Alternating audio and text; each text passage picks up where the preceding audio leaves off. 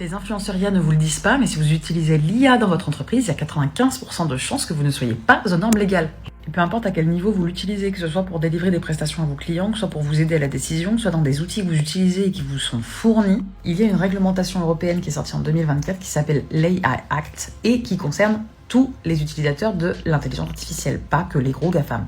Cette réglementation, elle vise à encadrer l'utilisation et la commercialisation de l'intelligence artificielle. Pour vulgariser, voyez ça comme le RGPD de l'intelligence artificielle. Concrètement, l'Europe, elle vous demande de recenser et de cartographier vos usages de l'intelligence artificielle en entreprise. Elle vous demande ensuite d'identifier les risques à vos usages de l'intelligence artificielle.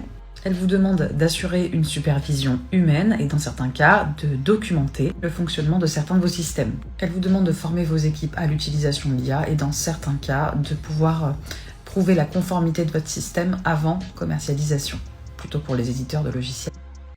Alors, elle a totalement raison, mais c'est encore pire que ce que l'on pense parce que l'IA Act est en vigueur déjà depuis 2024 et si on se souvient bien, la même chose s'est passée en 2018 avec l'RGPD.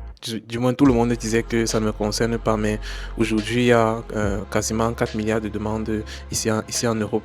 L'IA Act prévoit effectivement jusqu'à 7% de votre chiffre d'affaires.